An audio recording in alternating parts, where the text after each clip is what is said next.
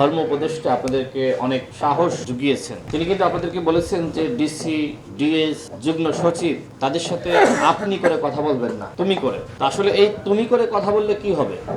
এখানে যারা ইমাম এবং খতিব সাহেবরা আছেন, আমার মনে হয় খুব বাজে পরিস্থিতি ঘটতে পারে। আমরা আমাদের সরকারি কর্মকর্তাদের আচরণ সম্পর্কে জানি। আমি জানি না আসলে কেন এই পরামর্শ তিনি দিলেন, তবে আপনারা এই পরামর্শ যদি শুনে কাউকে তুমি করে বলেন তাহলে বাজে পরিস্থিতি কিন্তু ঘটতে পারে। তো আমার এই ক্ষেত্রে মতামত হলো যে কারোর সাথে তুমি বলার দরকার নেই। সে আপনার সাথে আপনি বলবে, আপনিও তার সাথে আপনি করবেন। একে অপরকে সম্মান দিতে হবে। আমরা দেখেছি আওয়ামী লীগের সময় মসজিদের ইমাম আওয়ামী লীগের পক্ষে ইনিয়ে বিনিয়ে বক্তব্য দিয়েছে না?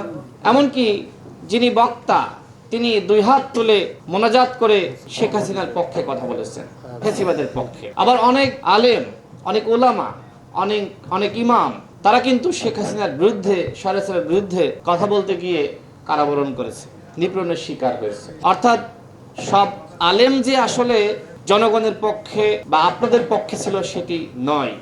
অনেক আলেম আবার জালেম ছিল না? সুতরাং আমাদের এই দেশের মানুষ একইভাবে ভালো মন্দ সবাই আছে। আপনারা যেহেতু ইমাম সাহেবগণ, আপনাদের আসলেই সমাজে অন্যদের তুলনায় বেশি সম্মান, মানুষ আপনাদেরকে পছন্দ করে। আমি নিজেও তো আপনাদেরকে পছন্দ করি।